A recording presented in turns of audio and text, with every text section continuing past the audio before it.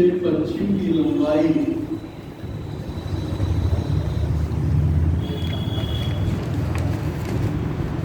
650 kilometre. 650 kilometre, हाँ 650। दक्षिण से उत्तर की चौड़ाई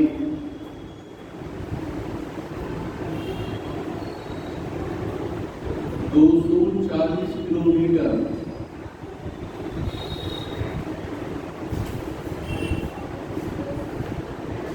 वैसे पूछता नहीं, लेकिन बाई चांस कभी पूछ ले, इसलिए मैं केवल इसको नोट करा है ना। प्रदेश का कुल क्षेत्रफल, प्रदेश का कुल क्षेत्रफल 2,40,928 वर्ग किलोमीटर।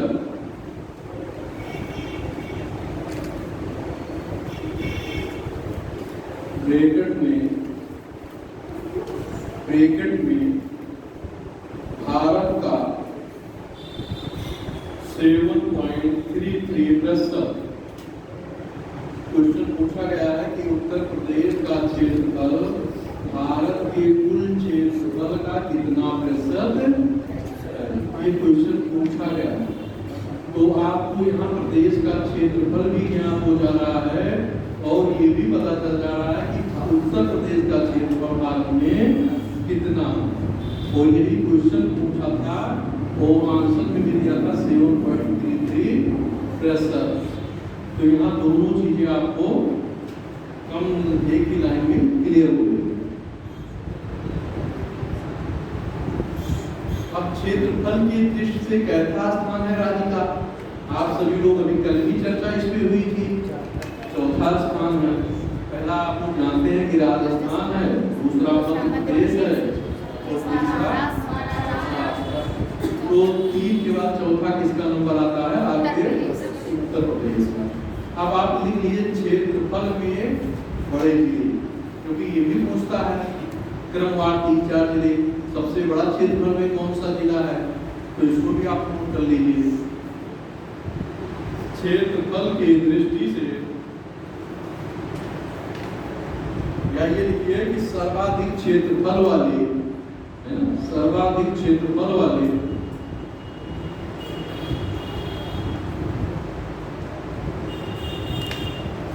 5 जिले दे दीजिए। लखीमपुर खीरी, सोनभद्र, हरदोई, सीतापुर, प्रयागराज। रिपीट कर दें, लखीमपुर खीरी, सोनभद्र, हरदोई, सीतापुर, प्रयागराज। मतलब ये है कि क्षेत्रफल बढ़ते क्रम में सबसे अधिक किसका है, लखीमपुर का, उसके बाद सोनभद्र का, उसके बाद। कहने का मतलब ये कि 2-3 अगर आपको याद रहेगा तो आपका काम क्या होगा, चल जाएगा, है ना। और अगर 5 याद है तो बहुत अच्छी बात है। अब सबसे कम क्षेत्रफल वाला उसको भी नोट, वो भी पूछता है।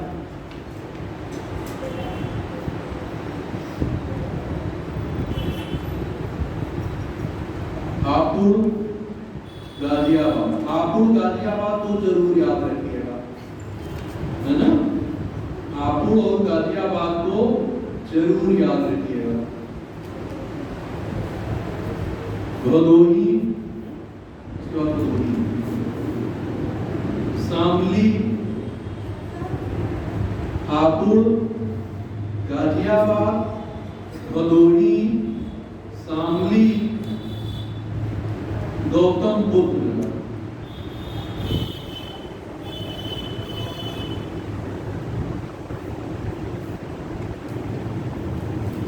अब प्रदेश के सबसे पूर्वी पूर्वी और पश्चिमी जिले कौन कौन से हैं?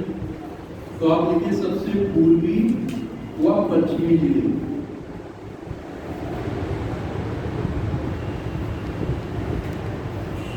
पूर्वी में कौन आएगा? अगर मैप आपने देखा होगा तो आपको याद होगा कि सबसे पूर्वी जिला कौन सा होगा? तो बलिया को लिख लीजिए। और पश्चिमी में कौन सा हो जाएगा? शामली लिख लीजिए।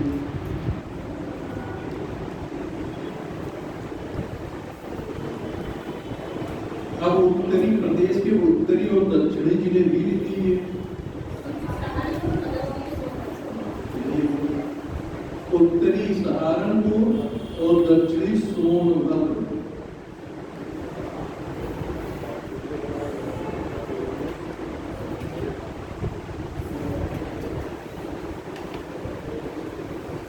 अब जब आप मैप देखेंगे तो आपको पता चलेगा कि प्रदेश से कितने राज्य जो है सटे हुए।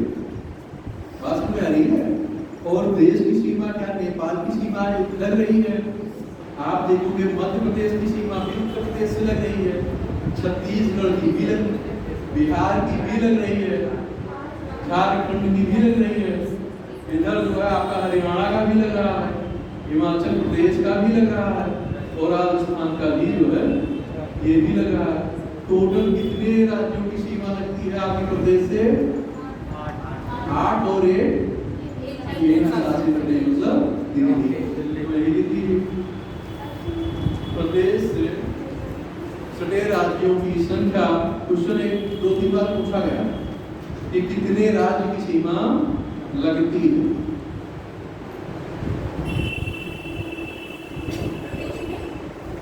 सटे राज्यों की संख्या देखिए 9। ब्रैकेट में 8 राज्य प्लस 1 केंद्र शासित प्रदेश। अभी 8 राज्यों की चर्चा भी उन लोगों ने की ली कर ली है और 1 केंद्र शासित प्रदेश दिल्ली की भी चर्चा कर ली है। अब आपको ये होगा कि सोनभद्र की सीमा सबसे दक्षिण में है। सोनभद्र की सीमा कितने राज्यों से लगती है? 4। आपको केवल एक बिहार अगर याद है तो झारखंड को कर लीजिए और यूपी और छत्तीसगढ़ को कर लीजिए। तो कहने का मतलब कितना आसान, देखिए केवल समझने का। अगर आप एमपी है तो छत्तीसगढ़ को मान लीजिए सोनभद्र में, और अगर बिहार को झारखंड को मान लीजिए, है ना? तो कहने का बहुत ज्यादा याद करने की जरूरत नहीं है। बस केवल हल्का सा आप मैप का अवलोकन करिए और आप देखेंगे तो आपको क्लियर हो जाएगा। उत्तर प्रदेश का मैप जो है आता है, आप उसे ले सकते हैं, क्योंकि जब बड़ा होगा मैप तो उसमें थोड़ा क्लियरिटी अधिक होती है और स्पष्ट रूप से आप देख पाएंगे और समझ में थोड़ा क्या होगा, ज्यादा है ना? क्या आपको मैप ले लीजिएगा?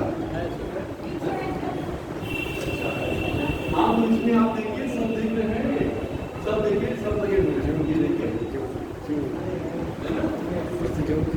सब देखिए, सारी जो है क्या लोकेशन स्पष्ट है, जिसकी हम लोगों ने चर्चा की थी।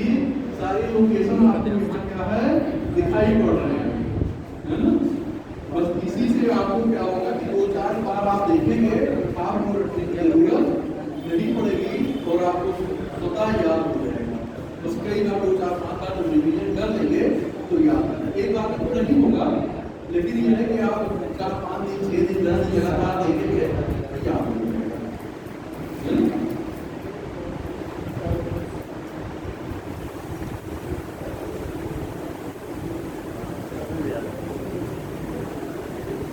तो ये सब आप लोग देख लीजिएगा, मैप घर पे भी जाके देखिएगा।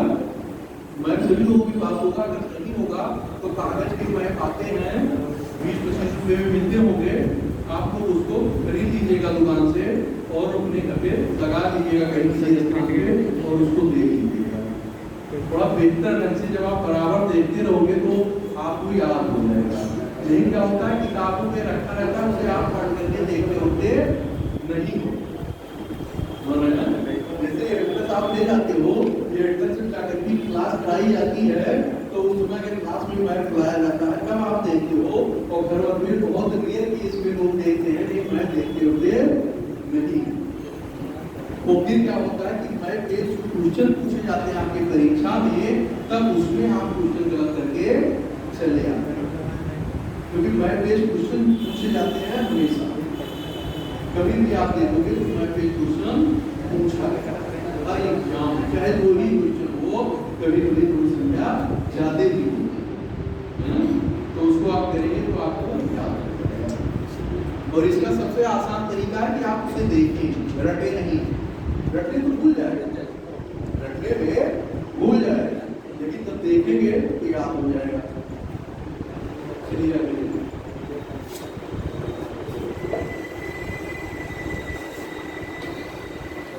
हरियाणा उत्तर प्रदेश, हरियाणा और उत्तर प्रदेश के बीच सीमा निर्धारक नदी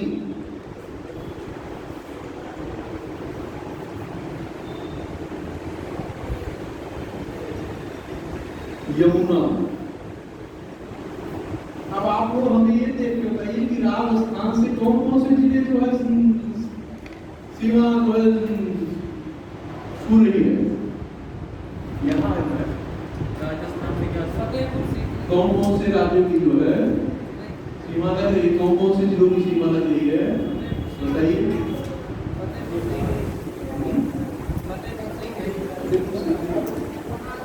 आगरा और मथुरा। आप यहाँ देखेंगे तो आपको आगरा और मथुरा जो है आपको यहाँ राजस्थान देखिए ये, तो आपको यहाँ मथुरा ये दिख रहा है, आगरा ये दिख रहा है, दिखाई पड़ रहा है ना, सीमा लग रही है ना। तो ऐसे आप देखेंगे तो आपको क्या होगा मैप में क्लियर होगा। चलिए देखिएगा, देख लीजिएगा बाद में घर पे, क्योंकि यहाँ मैप देखोगे तो फिर टाइम छूटेगा।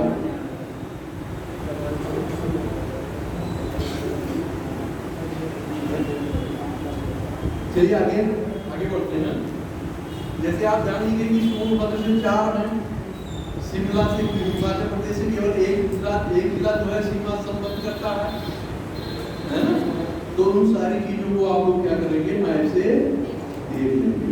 घर पे जाइएगा, मैप खोलिएगा और आराम से देखिएगा, और उससे आप देखेंगे तो आपकी तैयारी भी हो जाएगी, और इसी बहाने थोड़ा मेहनत देना होगा।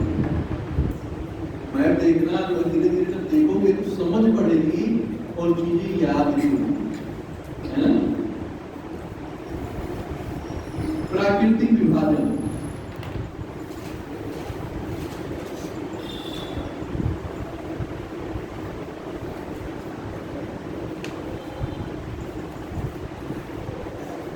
प्राकृतिक विभाजन उत्तर प्रदेश की भूगर्भिक संरचना का निर्माण, भूगर्भिक संरचना का निर्माण प्री कैम्ब्रियन युग में, भूगोल में पढ़ा होगा प्री कैम्ब्रियन क्या होता है, कैम्ब्रियन क्या होता है, पढ़ा है ना, इसको पढ़ा होगा सभी लोगों ने भूगोल में, और सब लोग जानते भी।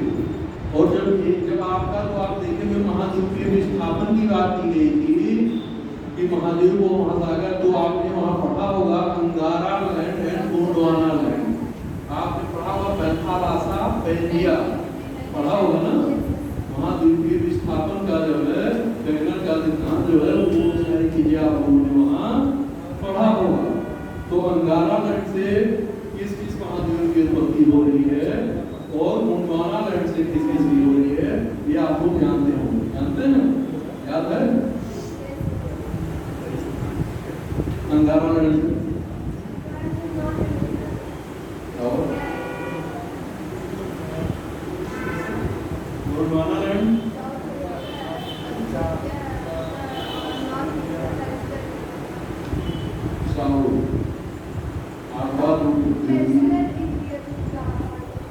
तो आपका जो आपका दक्षिण भारत का क्षेत्र है वो आपका क्या है,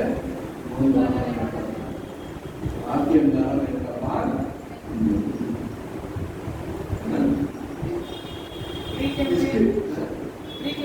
तो मतलब पृथ्वी के निर्माण के बाद ही स्टार्ट हुआ है, मतलब और करीब 570 मिलियन ईयर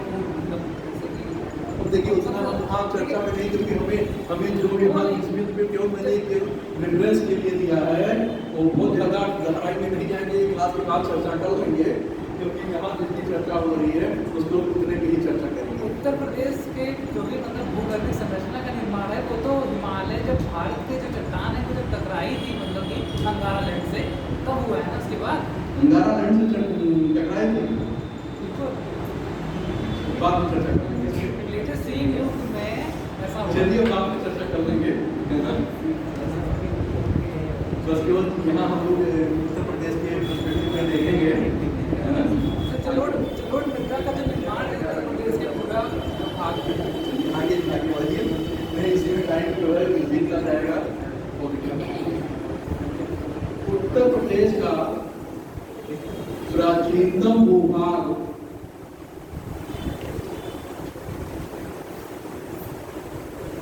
गोंडवाना लैंड का एक भाग है। अभी मैंने चर्चा की है तुरंत भी अंगारा लैंड और गोंडवाना लैंड में। उत्तर प्रदेश प्राचीनतम भूखंड गोंडवाना लैंड का एक भाग है।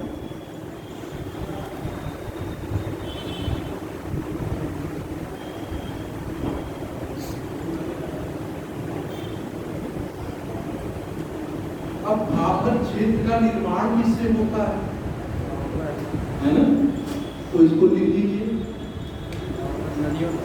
लिखिए कंकड़ पत्थर व मोटे बालू से युक्त भूमि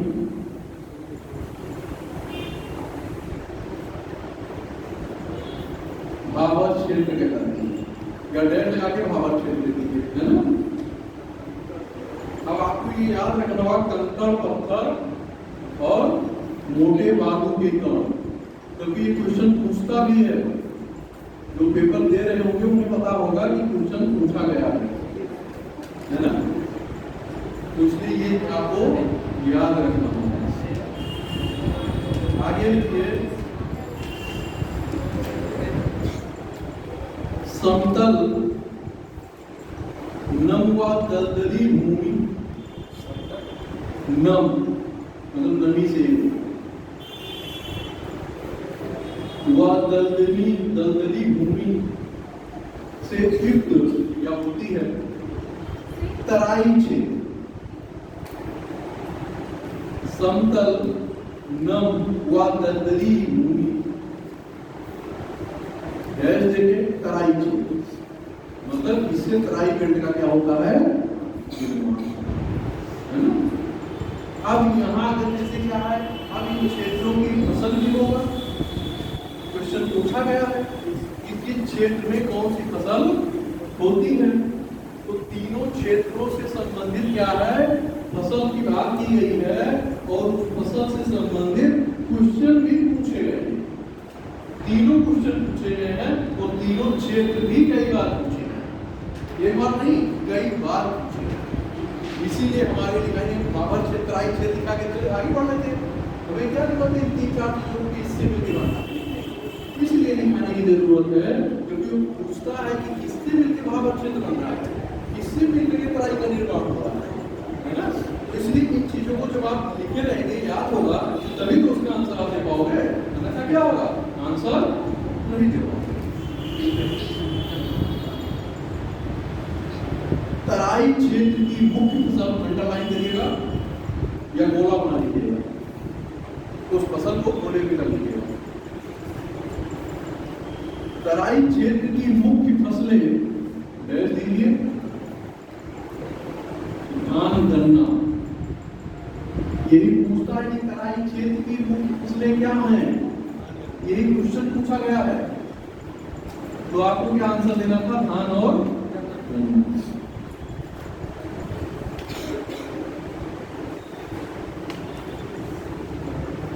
अब मैदानी क्षेत्र का भी निर्माण हुआ, अभी आपने देखा कि भाबर का हुआ, तराई का हुआ, तो एक समतल प्लेन, अगर भी पढ़ा होगा कि जो समतल प्लेन होता है उसे आप मैदान कहते हैं। पर्वत के लिए भी एक मानक है, चोटी के लिए भी एक मानक है। इन प्रतिमानों को अगर पूरा करेंगे तो चोटी कहलाएगा, और अगर इन प्रतिमानों को पूरा करेंगे तो क्या वो पर्वत कहने का तात्पर्य है कि उन सारी चीजों का अपना अपना अलग अलग क्राइटेरिया, वहां आपको जाकर के ये चीजें बताइए।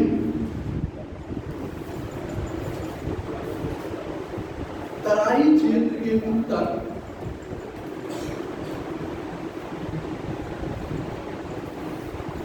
व बुंदेलखंड, पठारी क्षेत्र के दक्षिण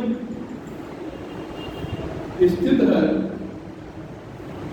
व बुंदेलखंड पठारी क्षेत्र के दक्षिण स्थित है। कौन सा क्षेत्र? देखिए मैदानी क्षेत्र। इन सबको आपको याद रखना है। ये जितना आप इधर लिखे हैं प्राकृतिक विभाजन में, सबको याद रखना है। आप यहाँ शॉर्टकट नहीं ले पाएंगे, इसमें भी शॉर्टकट करिए, इसलिए याद रखिएगा, कई बार पढ़िएगा, नहीं क्वेश्चन का आंसर नहीं दे पाओगे, गलत हो जाएगा। इसीलिए मैं इतना फोकस कर रहा हूँ, मैं जोर दे रहा हूँ।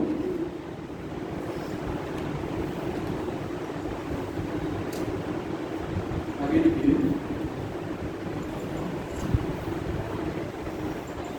अब यमुना के पूरब सुनिए, देखिए यमुना के पूरब और गंडक के पश्चिम का क्षेत्र क्या हो जाए? मैदानी क्षेत्र। तो इसे आप मैप पे भी देख लीजिएगा और लिखने की कोई जरूरत नहीं, बस लिखने, क्योंकि ना ये पूछेगा आपको करना है, बस हम जान लीजिए। ये ना हो कि हम जानते नहीं, बाई चांस पूछ ही नहीं कभी तो हम तैयार हैं, है ना। अब मैदानी क्षेत्र की नदियां गंगा, यमुना, घाघरा, ये सारी आप जानते ही हो, बह रही है। अब एक बात यहाँ होती है कि मैदानी क्षेत्रों में आपने देखा होगा कि जब बाढ़ आती है, जाकर के भी पढ़ा होगा, जलोढ़ पढ़ा है, कादर और बांगर का नाम है ना। तो कादर और बांगर क्या होता है?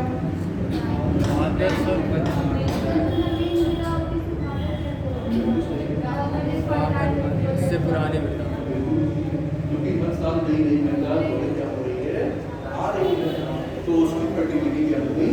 ज्यादा होगी, तो वो क्या हो जाएगी? आदर्शता कहलाएगी। पुरानी जो होगी उसे, तो सभी लोगों को क्लियर है ना? क्लियर होगी बात ना? तो इसे नोट नहीं करा रहे, क्योंकि ये सब तो आप लोग स्वतः ही जाकर भी पढ़ रहे हैं, सारी चीज इसमें भी पढ़ रहे हैं, तो सब जान ही रहे हैं, उधर से भी तुम्हें बता रहे हैं, सही भी बता रहे हैं।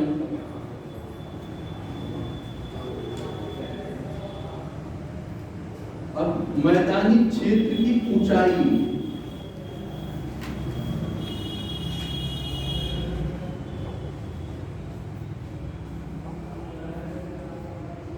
अस्सी से 300 मीटर।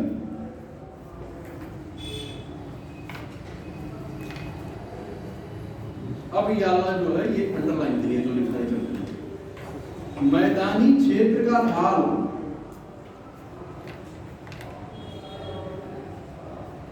उत्तर पश्चिम से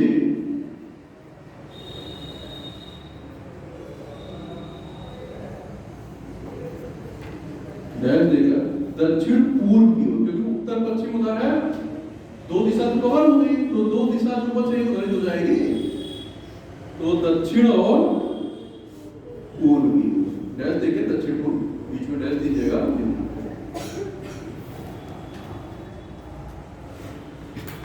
प्रदेश में सर्वाधिक बीहड़ों का निर्माण, बीहड़ जैसे पता नहीं, बीहड़ों का मतलब नलिका बन जाए, पानी के बहाव से क्या होगा, थोड़ा थोड़ा गहरी खाइयां बन जाए, बीहड़ से। तो कौन सी नदी है? चंबल नदी। चंबल हो रही। ये सारी चीज तो बहुत ही परिचित हो गया आप लोग, चंबल और यमुना। अब यहाँ देखिए मैदानी क्षेत्र की प्रमुख फसलें, इसको मोस्ट इंपॉर्टेंट में लिखिए।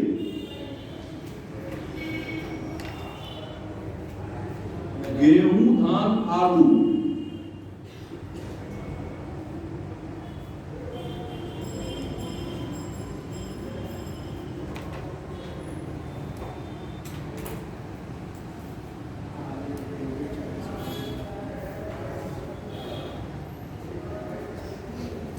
बुंदेलखंड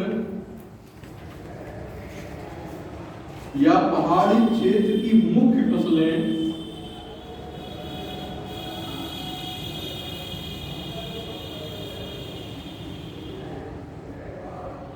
ये भी अंडरलाइन करिए, गोला बना लीजिएगा फसलों के लिए। दलहन तिलहन क्वेश्चन पूछा गया है।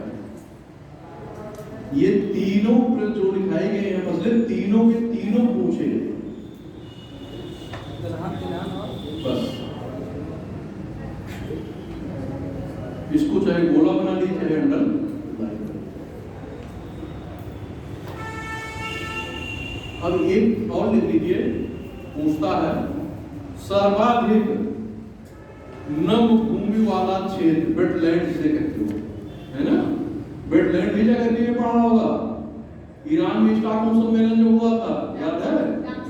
रामसर सम्मेलन 1971 में।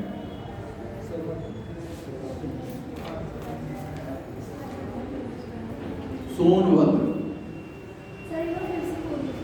सर्वाधिक नम भूमि वाला क्षेत्र,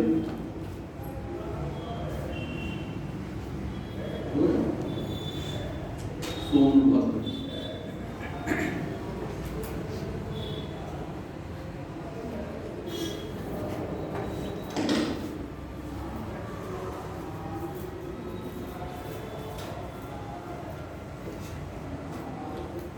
अब उत्तर प्रदेश की जलवायु कैसी है? जलवायु तो होगी नहीं, भारत की भी जलवायु। तो अब आप उत्तर प्रदेश में रहते हैं, अनुभव भी करते हैं, तो इतना तो अनुमान लगा ही सकते हैं कि कैसी जलवायु हो रही है।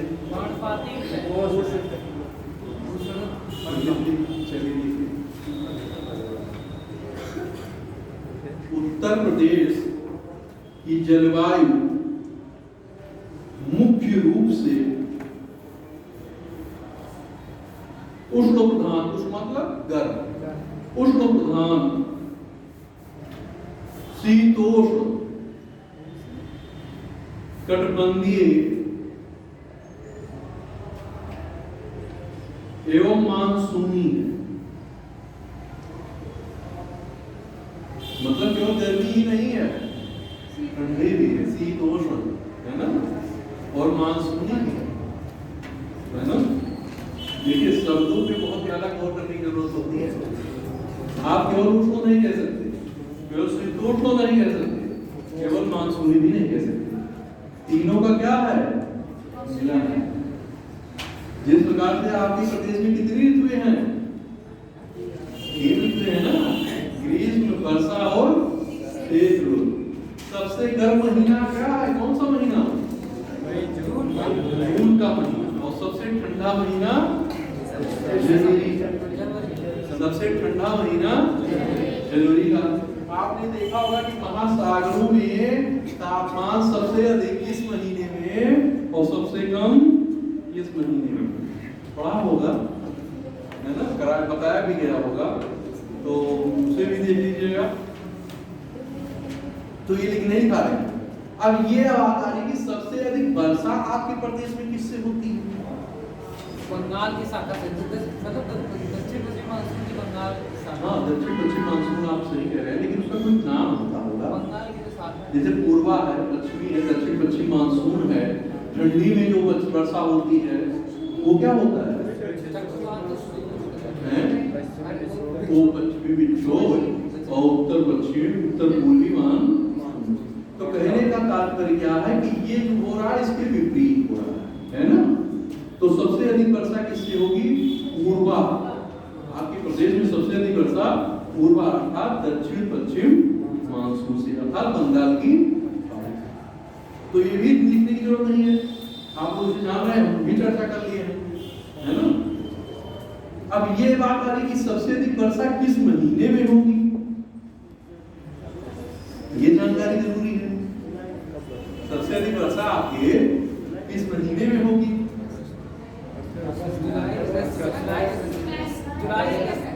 सबसे अधिक वर्षा आपकी जुलाई। चलिए, आप लोग ठीक से अच्छी तरह से कोऑपरेट भी कर रहे हो, जान भी रहे हैं। मुझे भी खुशी हो रही है कि जो मैं डिलीवर करना चाह रहा हूँ आप लोग समझ भी रहे हैं और उसको अच्छी तरह से पार्टिसिपेट भी कर रहे हैं। ऐसे करते रहिए जिससे और बेहतर से बेहतर क्लास भी हो और आप लोग का भी हौसला बढ़े। अब यहाँ आप एक मुख्तलिफ सबसे अधिक वर्षा कहाँ होती है और सबसे कम कहाँ होती है?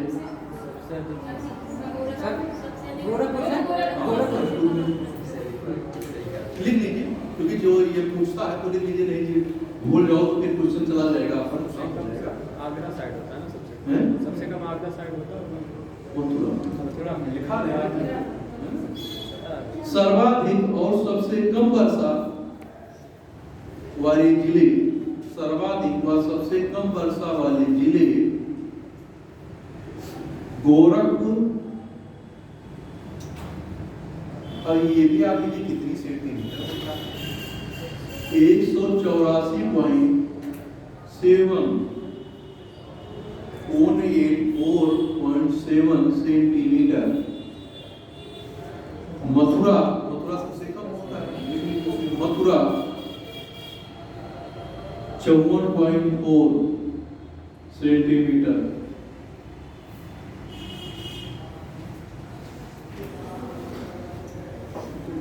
अब एक बात यहाँ ये आती है कि वर्षा हम किस तरह से चलेंगे तो घटती जाएगी और पूरब से पश्चिम जाएंगे तो वर्षा घटेगी। ठीक है, और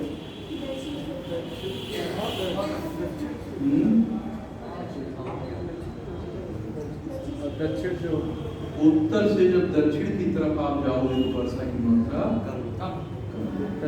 जब आप मैप को देखोगे, अपने ध्यान दोगे तो आपको खुद ब खुद चीजें क्लियर हो जाएंगी।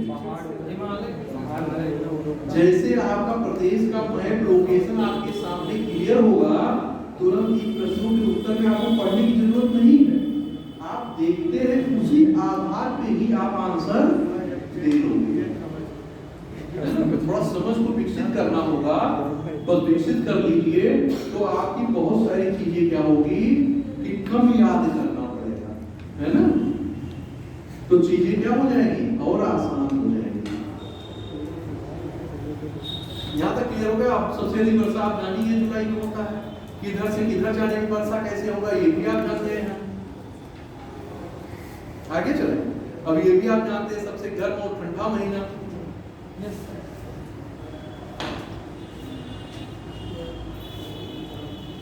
तो ये आपका जो है ये टॉपिक भी जो है कंप्लीट होता है, मेन चीजें कंप्लीट हो गई। वनस्पति है, वनस्पति इसमें नहीं आगे उसका एक अलग टॉपिक है, उसमें कराया जाएगा, है ना? ये भूगर्भिक नाम से ही आता है।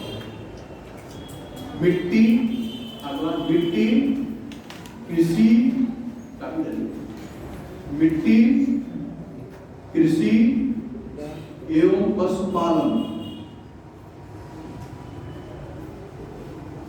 जैसे आप देखते हुए कुछ टॉपिक भूगोल और पर्यावरण दोनों में क्या कॉमन है, कुछ टॉपिक आप देखोगे कि आपकी भूगोल और साइंस में कॉमन है। जैसे चालन, संवहन, विकिरण, ये आपके ज्योग्राफी में भी है और आपके साइंस में भी है। और दोनों के जो सिस्टम है या दोनों के जो मानक है एक ही है। विकिरण में क्या है, चालन में क्या है, संवहन में क्या है, ये सारी चीजों को आप लोग जानते ही हैं, है ना? पढ़ा भी है, तो मुझे चर्चा करने की जरूरत नहीं है।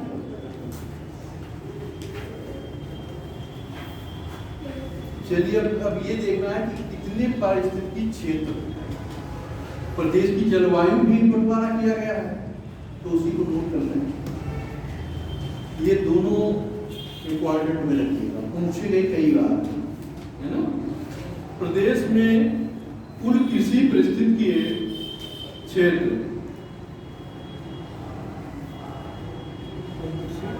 पारिस्थितिकीय क्षेत्र 20। इसको गोला बना लीजिए या अंडरलाइन कर लीजिए, या मोस्ट इंपॉर्टेंट में कर लीजिए, जो आप समझें। प्रदेश में कुल कृषि जलवायु क्षेत्र 9।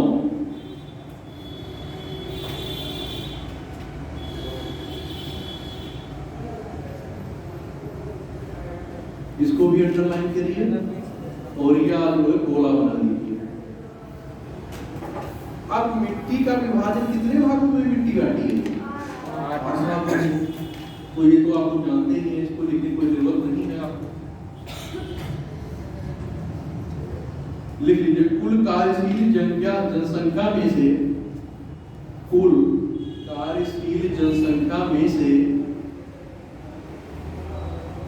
कृषि क्षेत्र में संलग्न, मतलब कृषि क्षेत्र में लगे हुए या जुड़े हुए किसी क्षेत्र से, ब्रैकेट में 2011 59.3%, 59.3%। समझ में आएगा?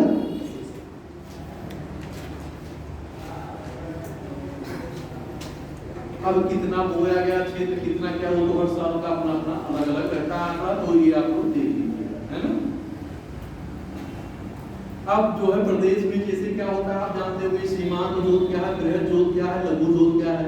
सीमांत जोत क्या है? सीमांत जोत क्या है? 1 हेक्टेयर से कम भूमि यदि है तो उसे हम कैसे रखेंगे? तो आप लोग जानते हैं, अच्छी बात है, अच्छा लगता है, कम से कम कुछ तो आप लोग बताते हो।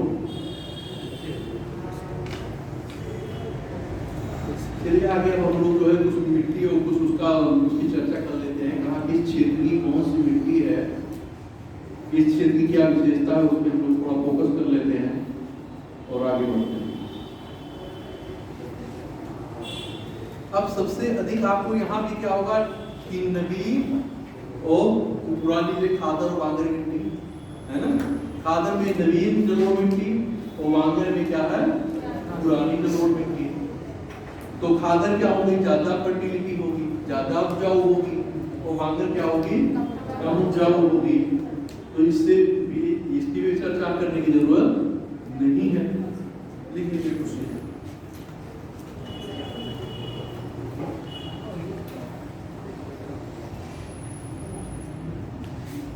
जलोढ़ मृदा का निर्माण, कम से कम इतना तो आपको पता होना चाहिए कि जलोढ़ मृदा किससे बनती है ना। जलोढ़ मृदा का निर्माण काप कीचड़ व बालू से पूछा गया है, अंडरलाइन कर लीजिएगा या गोला बना लीजिएगा। यही पूछा है कि किससे जलोढ़ मृदा बनती है, काप कीचड़ बालू से, इसीलिए लिखा दे रहा हूं।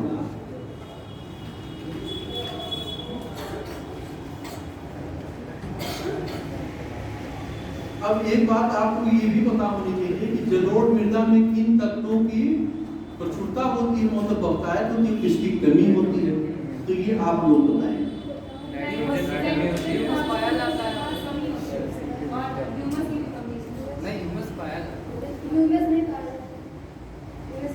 देखिए फास्फोरस नाइट्रोजन तत्व की क्या होगी, कमी, है ना। और बाकी किसकी प्रचुरता होगी, पोटास या चूना की क्या होगी, प्रचुरता होगी, है ना। चलिए आगे। अब ऊसर बंजर ये सब भूमि क्या होती है, बताएंगे आप लोग।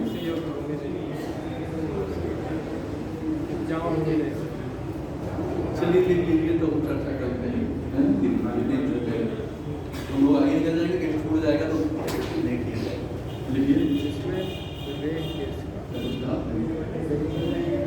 लिखिए गंगा यमुना मैदान में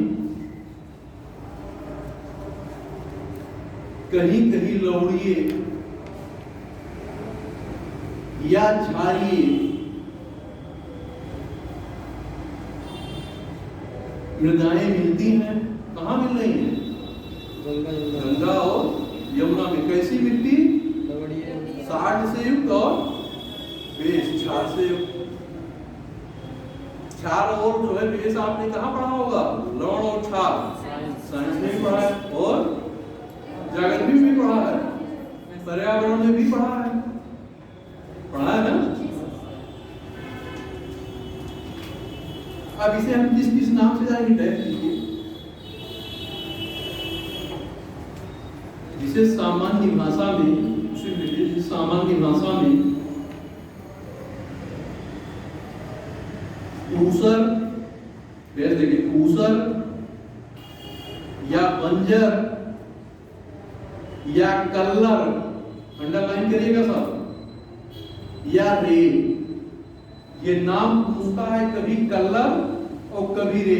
ऊसर बंजर को कम पूछता है, इसलिए कम पूछता है कि आप जान जाओगे क्या होगा कि आप उससे अनुमान लगा लोगे, लेकिन रे और कलर अगर नहीं आप होगा तो अनुमान नहीं लगा पाओगे। इसलिए रे कलर जरूर याद रखिएगा, ऊसर मंजर समझ ही जाओगे, है ना। तो इसको आप अंडरलाइन कर लीजिए, जैसा समझे आप अपने आप के लिए याद रहा है उस रूप में करेंगे। आगे लिखिए,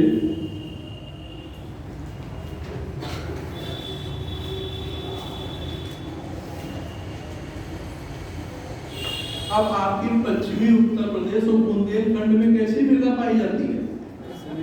काली मृदा। अब काली मृदा को हम किन किन नामों से जानते हैं, उसको भी लिख लीजिए, लिख लीजिए। रेगुर, एक नाम और दिखाएंगे जो आपको बता रहे हैं, उसके अलावा करेल, करेल वह कपास मृदा के नाम से जाना जाता है। किस मृदा को? काली मृदा।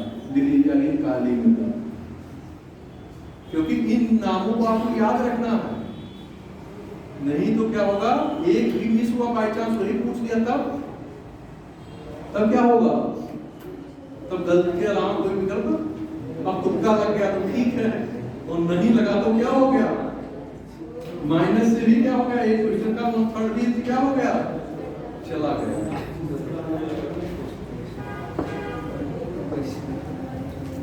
लाल मृदा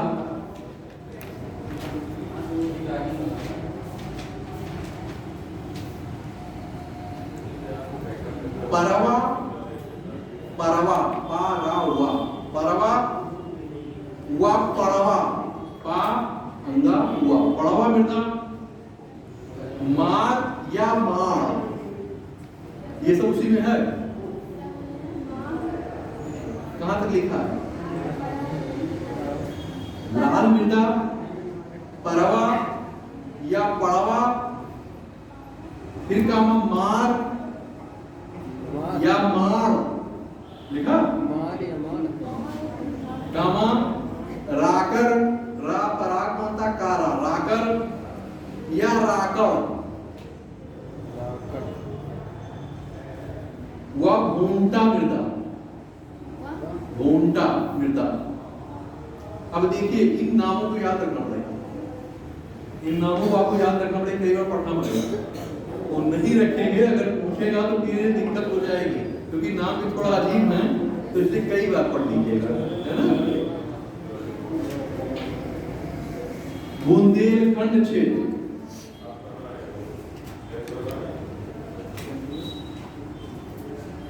अब सबसे शुष्क क्षेत्र कहां होगा, ड्राई क्षेत्र कहां होगा, ड्राई लैंड बुंदेलखंड में होगा।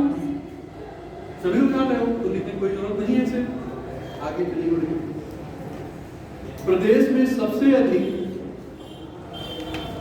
मृदा अपरदन किससे होगा, नदियों द्वारा, जल से। सबसे अधिक मृदा अपरदन जल से।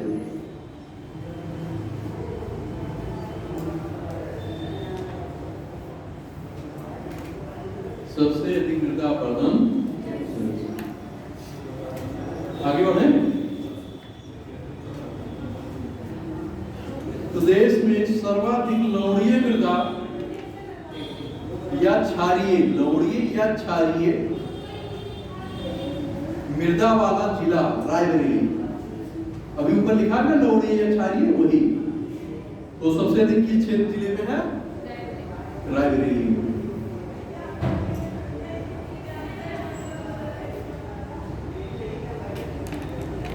अब आपको ये देखना, जलीय पर्तन से सबसे अधिक क्षेत्र कौन प्रभावित होगा? देखिए, जलीय पर्तन से सर्वाधिक प्रभावित क्षेत्र, अपरदन से सर्वाधिक प्रभावित क्षेत्र कौन होगा? अनुमान लगा के बताइए। इतना चर्चा की गई, मेरा काम अनुमान लगा लोगे आप लोग। होना चाहिए क्षेत्र बताइए। अच्छा, गंगा में तराई वाला क्षेत्र, तराई व भाबर क्षेत्र। मैं इतना हिंट भी दे रहा हूं कि जिससे आप बताएं और क्षेत्र भी बता रहा हूं। इन्होंने पकड़ा, एक को पकड़ पाए, एक नहीं पकड़ पाए। तराई व भाबर क्षेत्र। मैं इसीलिए हल्का इंडिकेशन आपको दे देता हूं, बस यह रिकॉर्ड हो सकता है, नहीं होता, लेकिन ये प्रयास आप लोग कर रहे हैं। अच्छी बात है, ऐसे प्रयास करिए, इशारे से ही आप सारी चीजें धीरे धीरे समझ जाएंगे, उसी में उत्तर निहित है ना।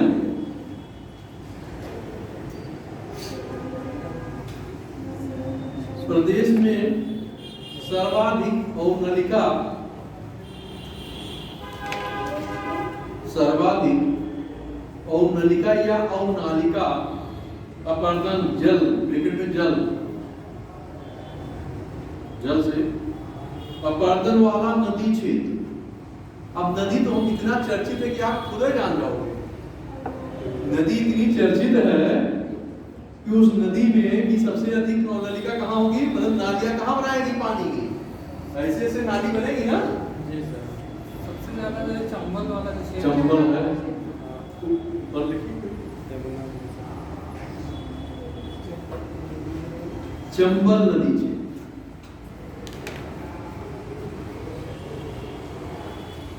और जिला कौन होगा? इटावा और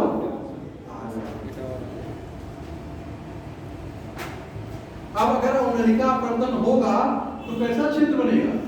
बीहड़ क्षेत्र बनेगा, बीहड़ बनेगा, है ना। जिससे क्या होगा, कहीं कुछ होगा, कहीं खाल होगा, समतल तो होगा नहीं, तो क्या होगा, बीहड़ का क्षेत्र बनेगा। वहाँ पे नगर निवासी राज्य में वायु अपरदन, वायु अपरदन, वायु की तरह मतलब हवा की तरह सर्वाधिक प्रभावित क्षेत्र कौन होगा? अनुमान लगा के बताइए। जहां शुष्क क्षेत्र होगा वहीं जो है वायु का अपरदन भी होगा। अब राजस्थान से सटा जिला कौन सा है? मथुरा हुआ। देखिए, मैप से ही आपको क्या कर दे रहा है, आंसर दे रहा है। अगर आपकी ब्रेन में ये चीजें याद है, देख रहे हैं, आपके सामने ब्रेन दिख रहा है, अगर दिख रहा मैप, तो आप क्या करोगे, सोचने समझने की जरूरत नहीं पड़ेगी और ना याद करने की, सीधा आंसर क्या है, उसी मैप में आंसर मिल जाएगा आपको। बस वही किताब में पढ़ने का मतलब नहीं है, उसको सीखिए कि कहां से कैसे जोड़ करके हम आंसर निकाल लेंगे। यही तो महत्वपूर्ण है। किताब में तो दिया गया, किताब में तो आप भी पढ़ सकते हो, लेकिन टीचर के आने की जरूरत क्या है? इन्हीं चीजों को क्या है आपके सामने ला के रखे और आपके अंदर वो चीजें क्या हो, डेवलप, जिससे आप भी पकड़ना क्या हो जाए, सीख जाओ, है ना।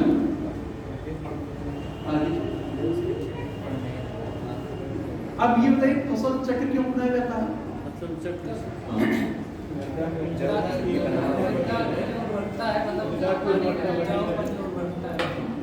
इससे क्या होता है कि लगातार जब आप फसल करोगे, एक ही फसल करोगे, तो मृदा की उपजाऊ शक्ति क्या होगी?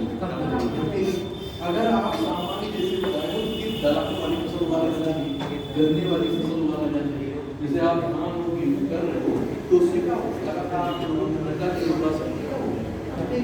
तो जब आपने एक बार लगाया तो उसके बाद कहते हैं दलहन की फसल को लगा लीजिए, तो दलहन के लगाओगे तो क्या होगा, मृदा की उर्वरता क्या हो जाएगी, गन्ने की लगा लीजिए, है ना। जैसा कि आप लोग पढ़े भी होंगे कि जो उसमें जो वायरस मिलते हैं, जो वहाँ होते हैं बैक्टीरिया, वो मृदा की उर्वरता को क्या करते हैं, तो उन सारी चीजों को इसीलिए इनका प्रयोग किया जाता है। चलिए आगे बढ़िए। अब फसलोत्पादन मतलब फसल का उत्पादन,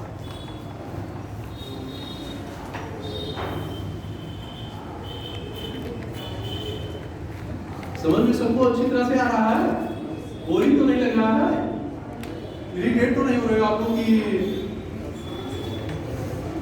एंजॉय लेके क्लास कर रहे हो ना? और ठीक है, बर्डन मत लीजिएगा, एंजॉय करते हुए क्लास करिए। प्रदेश में सर्वाधिक क्षेत्र में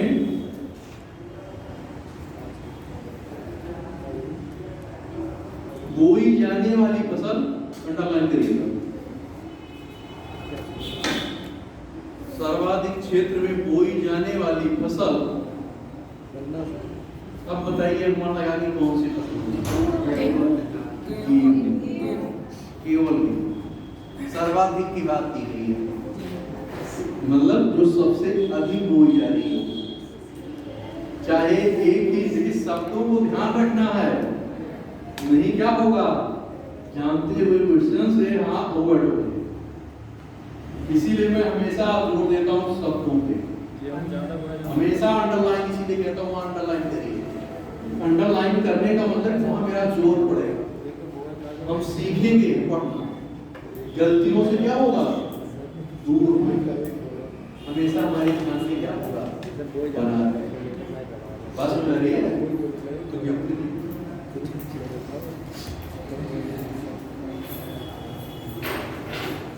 अब जायद फसल भी आप लोग जानते होंगे, जो कम समय की कोई आती है, रबी की फसल, खरीफ की फसल, जायद की फसल, तो इसकी चर्चा हम नहीं कर रहे हैं क्योंकि ये बहुत सामान्य चीजें हैं और ये आप लोग जो है बहुत छोटे स्तर से पढ़ते चले आ रहे हैं।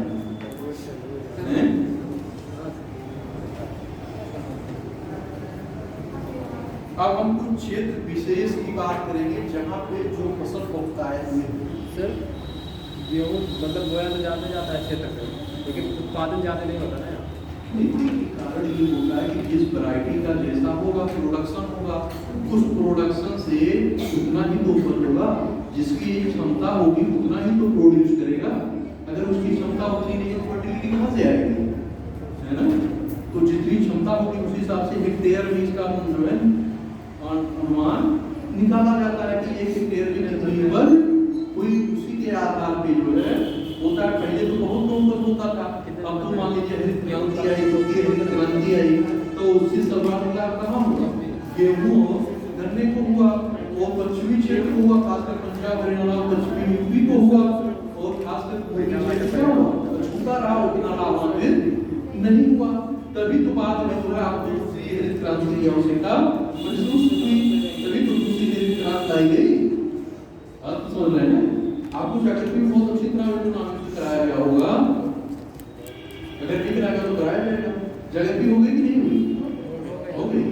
तब तो आप लोग की स्थिति बेहतर होनी चाहिए, तो काफी बेहतर होनी चाहिए। हो सकता है बरसात के समय में जैसे ज़्यादातर नदियाँ बाढ़ से मतलब बाढ़ रहित होती हैं, उस समय ज़्यादातर जो गन्ने की जो धान की फसलें हैं वो ज़्यादातर ऐसे इलाकों में नहीं हो जा पाती, जबकि गेहूँ की अब वो तो देखिए बाढ़ क्षेत्र जो आप कह रहे हैं कुछ जगहों पे बाढ़ से प्रभावित होती जरूर फसल प्रभावित होती है, तो बाढ़ की वजह से प्रोडक्शन घटेगा। जहाँ बाढ़ क्षेत्र प्रभावित होगा वहाँ की फसलें बर्बाद हो जाएंगी, लेकिन हर जगह तो बाढ़ की समस्या है नहीं। लेकिन फिर भी जो गेहूँ की फसल है वो ज़्यादा एरिया में बोई जाती है, जबकि धान अब गेहूँ देखिए उस समय क्या होता है कि उसमें वर्षा ऋतु नहीं होती, उसमें शीत ऋतु आती है। तो क्या होता है कि गेहूँ का क्षेत्र क्या हुआ कि उससे वो सबसे अधिक जो उसका प्रभाव पड़ा आपका वो हरित क्रांति का प्रभाव पड़ा। उस समय क्या हुआ कि प्रोडक्शन जब बढ़ा और उसको लोग क्या करने लगे, अडॉप्ट करने लगे, और हरित क्रांति उस क्षेत्रों में अधिक अडॉप्ट की गई जहाँ लोग खर्च करने के लिए तैयार हुए। उसमें क्या हुई पूंजी लग गई थी, नए बीज की आवश्यकता पड़ रही थी, तो जहाँ नहीं अगर कर पाए किसान जो है नहीं अडॉप्ट कर पाए तो उन क्षेत्रों में उनका प्रसार क्या हुआ कम हुआ। तो जहाँ ये लोग आगे बढ़ते थे उसमें पार्टिसिपेट किए, भागीदारी किए, उन क्षेत्रों में फसलों का प्रयोग इनका उत्पादन बढ़ा। जैसे पंजाब हरियाणा में बढ़ा, पश्चिमी यूपी में बढ़ा, लेकिन आपके पूर्वी यूपी में वो चीजें नहीं बढ़ पाई। तो इसलिए फिर उस कमी को दूर करने के लिए हमें क्या करना पड़ा, द्वितीय हरित क्रांति की आवश्यकता महसूस हुई और उसको क्या करना पड़ा, शुरू करना पड़ा। जिससे जो है क्या हो वो विकास हो रहा है, वृद्धि हो रही है उत्पादन में, वो उन क्षेत्रों में भी हो। बात समझ आ रही है? चलिए आगे। प्रदेश में गेहूं सर्वाधिक उत्पादकता गेहूं की सर्वाधिक उत्पादकता गंगा घाघरा द्वाब में, गंगा घाघरा द्वाब क्षेत्र। अब द्वाब क्या है? दो नदियों के बीच का उपजाऊ दो नदियों के बीच का उपजाऊ क्षेत्र।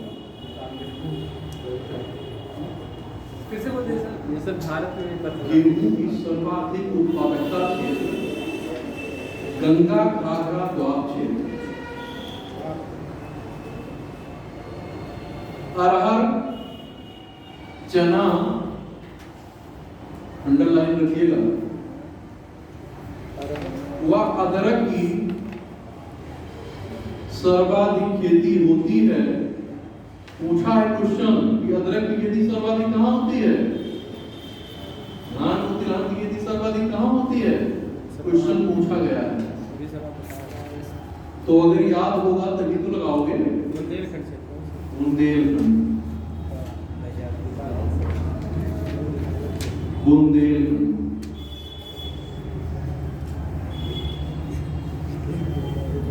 अफीम की खेती कहां कहां की जाती है? बाराबंकी, गाजीपुर, बाराबंकी, गाजीपुर।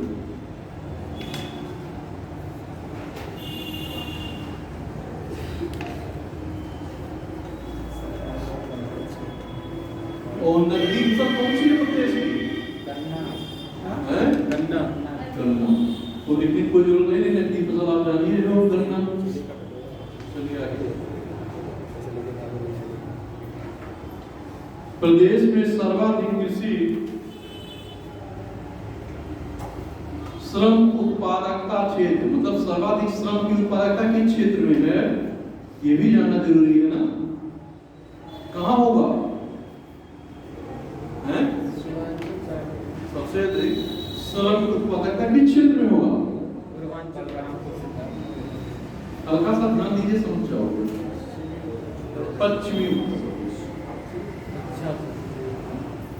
पश्चिमी उत्तर प्रदेश,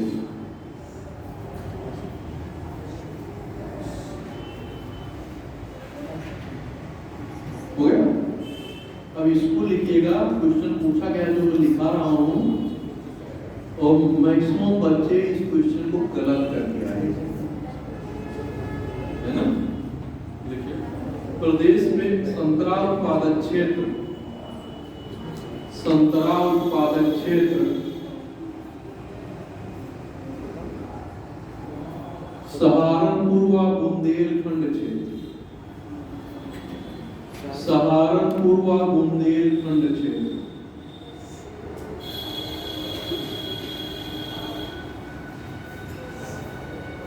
अब आलू जानते हो सर्वाधिक कहाँ होगा? फर्रुखाबाद। आलू को किस निर्यात नाम से किया जाता है? आलू का निर्यात किस नाम से किया जाता है? ताज। लिख लीजिए। प्रदेश में आलू निर्यातक जोन, आलू निर्यातक जोन आगरा। अब आलू का निर्यात किस नाम से किया जाएगा? ये भी वही नीचे लिख लीजिए, उसी आलू का निर्यात किया जाता है ताज ब्रांड के नाम से, ताज ब्रांड के नाम से।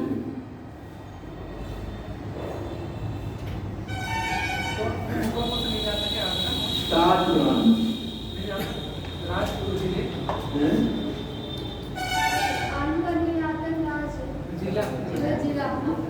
आगरा जैसे निर्यात में तो आगरा, फर्रुखाबाद, जहाँ आलू सर्वाधिक होगा, जैसे पूरे प्रदेश में आलू का होता है, तो किसी विशेष स्पेसिफिक आप नहीं कह सकते कि फर्रुखाबाद का आलू जैसे क्या है कि फेमस है। ऐसा तो नहीं कि किसी एक ही जगह से कर पाएंगे, जैसे मंडियों में जाता है किसी से जो है, तो उस आधार पे जो हम उसको राइट नहीं कर सकते। आगे लिखिए, क्योंकि आलू निर्यात जो मैंने आपको लिखा है लिखे आ गया, और इसके पहले जो है निर्यात जो मैंने आगरा आपको नोट भी कराया है। प्रदेश में सब्जी निर्यातक जोन,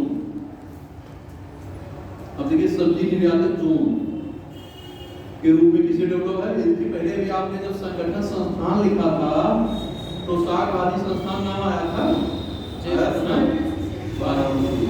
तो यहाँ भी उसी की चर्चा हो रही है कि सब्जी निर्यातक जोन के रूप में उभर रहा है। कौन उभरेगा? वाराणसी।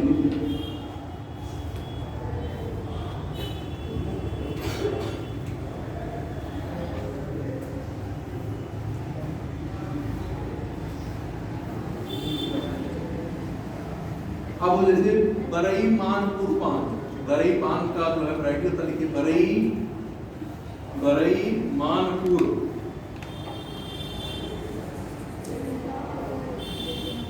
बांदा ब्रैकेट बंद, हुआ पाली, पाली भी पान होता है ब्रैकेट में ललितपुर, ये ललितपुर में पैदा होता है, उत्पादन होता है इसका। ये लिए प्रसिद्ध है किसके लिए? पान के लिए। वो भी है, वो भी है, नाना भी के पान है ना, बनारस का मोहब्बत है ना सर, उस टाइप का।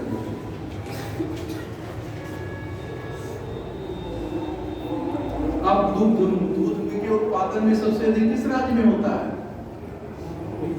भारत के सर्वाधिक दूध उत्पादन किस राज्य में होता है? आपके उत्तर प्रदेश है ना। तो ये तो जानते हो कि हमको सब दिखा देंगे ये चीजें, तो इससे मत नोट करिए। अब देखिए आगे नोट करिए। कृषि योजनाएं या कार्यक्रम, योजनाएं, कृषि योजनाएं, कृषि योजनाएं या कार्यक्रम।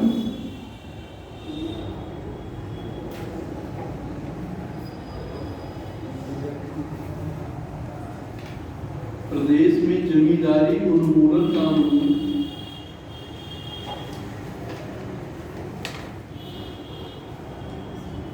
प्रदेश में जमींदारी उन्मूलन कानून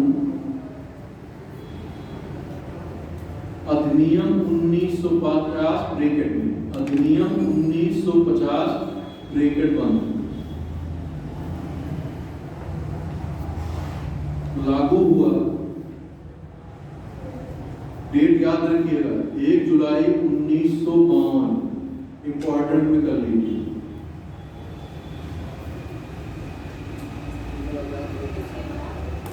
एक जुलाई 1952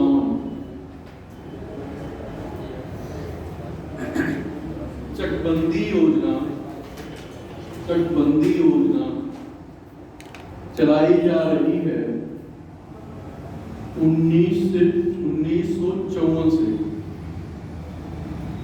1954 से।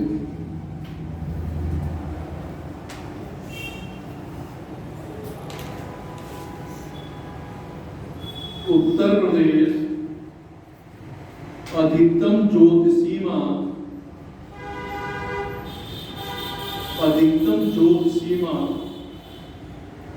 आरोपण अधिनियम ब्रैकेट में लिख लीजिए सीलिंग कानून, सीलिंग कानून। सीलिंग कानून की मतलब इससे अधिक जमीन नहीं हो सकती, सीलिंग में चली जाएगी। 1960 से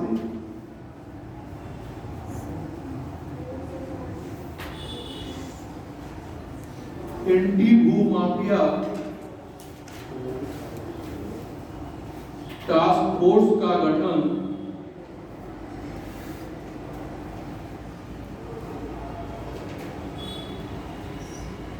8 मई 2017 से, या 8 मई 2017 में।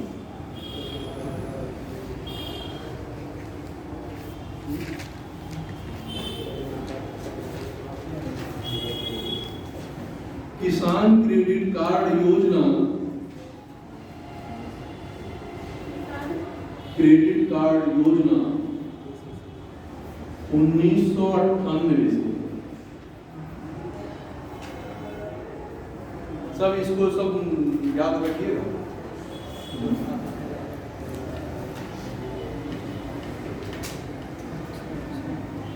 किसान वही योजना, वही योजना तहसीलों में जाते नहीं, किसान वही जो है सभी किसानों का होती नहीं, जोत वही जिसे बोलते हो, है ना, सभी लोग जानते होंगे। जोतों की जानकारी, ब्रैकेट में जोतों की जानकारी 1992 से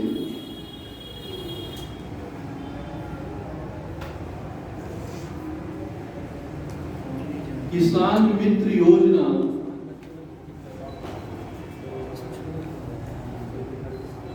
किसान मित्र योजना कृषि संबंधी जानकारी हेतु ब्रैकेट बंद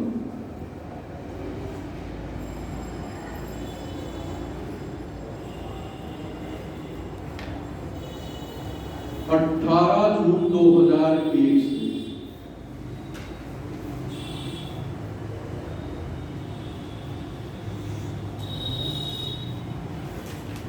राष्ट्रीय कृषि व मौसम आधारित फसल बीमा योजना,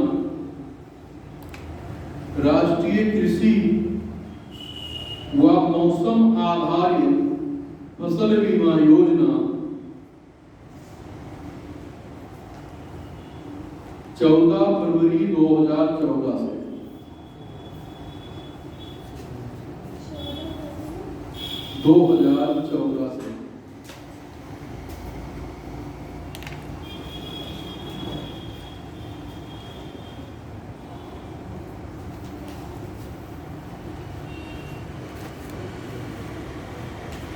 बस मेन इंपॉर्टेंट चीजें आपकी जो है इस कृषि से संबंधित चीजें थी। अब देश स्तर की कृषि, जैसे खाद्यान्न उत्पादन में पहला स्थान किसका है? उत्तर प्रदेश का है। दुग्ध उत्पादन में किसका है? उत्तर प्रदेश का है। आम के उत्पादन में, आंवला के उत्पादन में, इन सारी चीजों में किसका है? आपके उत्तर प्रदेश का है ना। तो इन सारी चीजों को आप लोग लिख लीजिएगा और ये टॉपिक आपका भी क्या होता है, कंप्लीट होता है।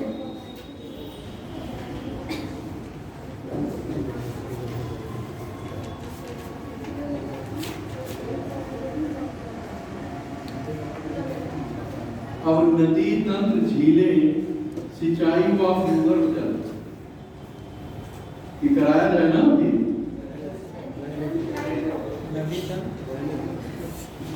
वो कह रहे हैं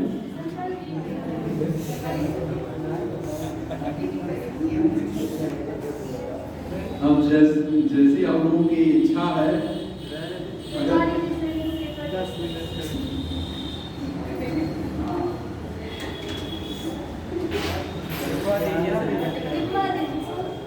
चलिए थोड़ी बहुत चर्चा हो जाएगी 10-5 मिनट जो है, क्योंकि थोड़ा जाना भी रहता है लोगों को और टाइम भी होता है। कुछ लोगों को दूर जाना होता होगा, कुछ लोगों को नजदीक जाना होता होगा, तो दोनों में अंतर।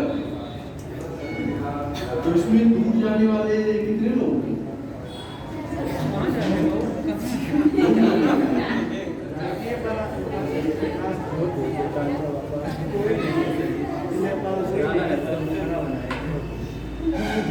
चलिए इसका 2-4-5 मिनट देख लेते हैं, उसके बाद जो है छोड़ दिया जाता है ना।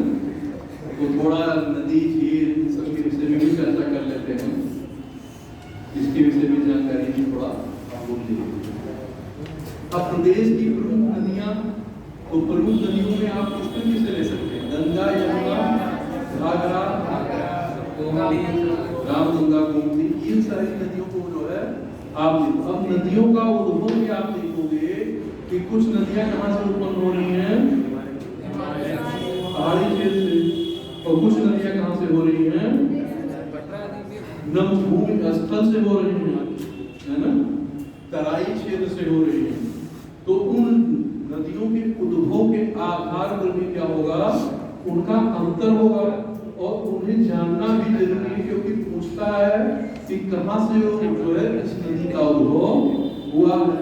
और खासकर जो नदी के तट पे कौन कौन से शहर स्थित हैं, इससे भी संबंधित क्वेश्चन जो है आपकी परीक्षा में पूछे गए और पूछे जाते रहे हैं। जैसे गोमती नदी पे कौन कौन से शहर है?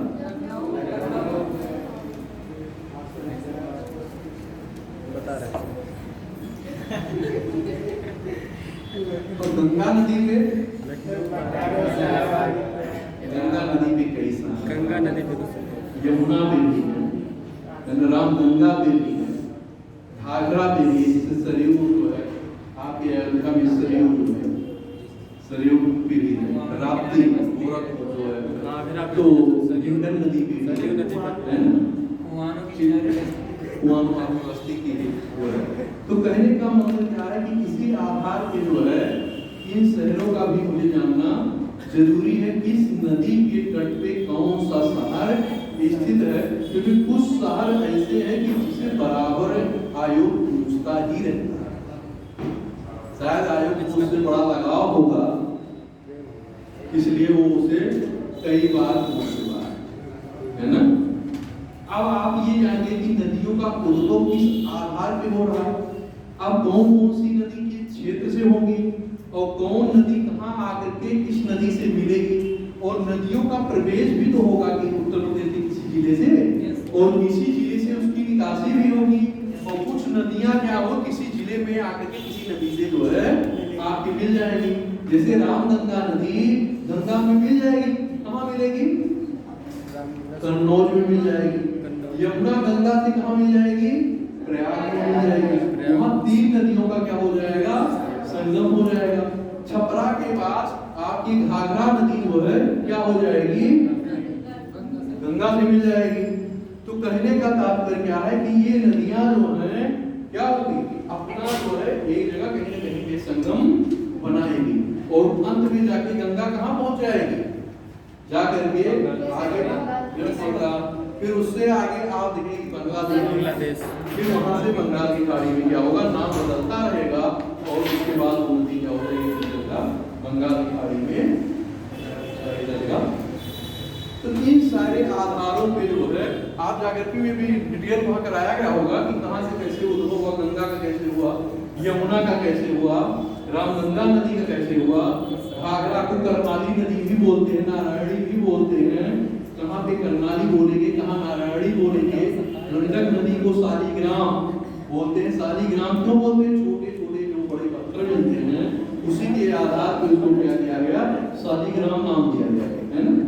ज्योग्राफी में भी इसकी चर्चा की गई है और आप नदी क्षेत्र में जहाँ बृहद क्षेत्रीय अध्ययन करेंगे नदी का, वहाँ पे भी इन सारी चीजों को आपको देखने को मिलेगा।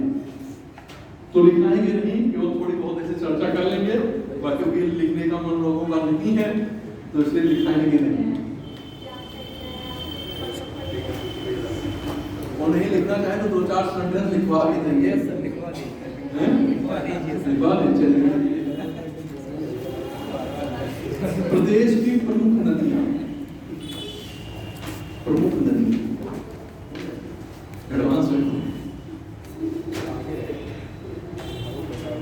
गंगा, यमुना, रामगंगा, गोमती और घाघरा। अब हिमालय से निकलने वाली नदियां कौन कौन सी हैं सुन लीजिए, केवल लिखने की कोई जरूरत नहीं, बहुत बार आपको पढ़ चुके, ज्योग्राफी भी पढ़ेंगे, यहाँ भी सुन लीजिए।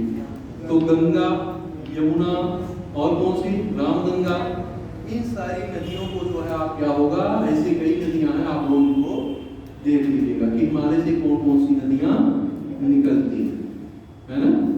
कोई दिक्कत तो नहीं होगी ना, तो इसमें कोई ऐसी चीज समझाने वाली तो है नहीं कि जिससे आपको कहीं कंफ्यूजन क्रिएट होगी, जो है वहां समझाया जाए। अगर नहीं कोई दिक्कत होगी पूछिएगा। अब आगे कुछ मैदानी क्षेत्र से भी नदियां निकलती हैं, तो उसमें लिखिए गोमती,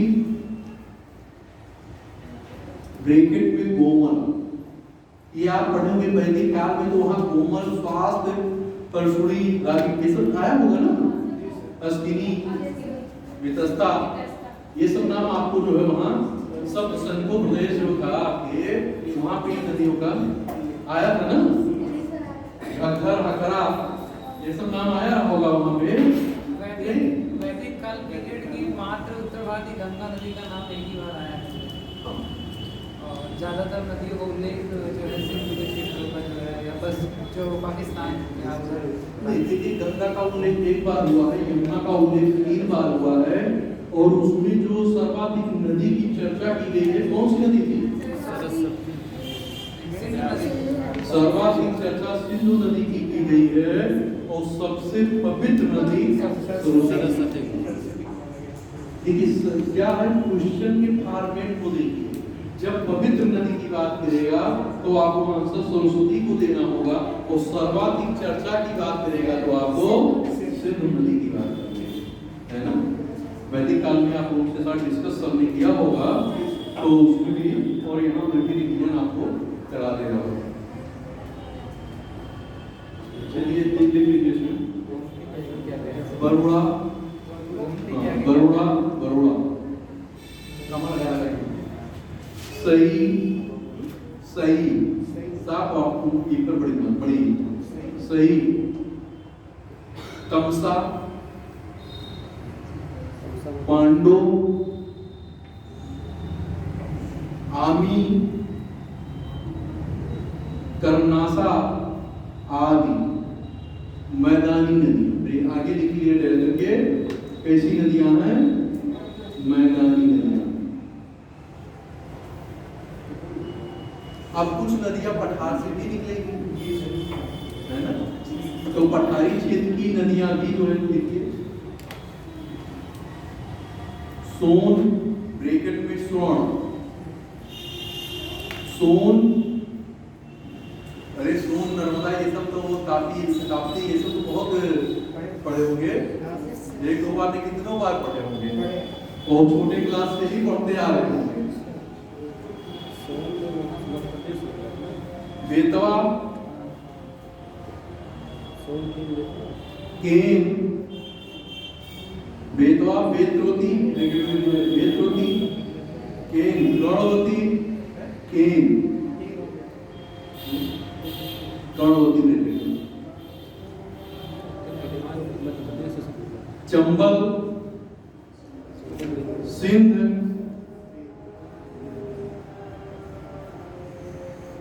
ब्रैकेट में काली सिंध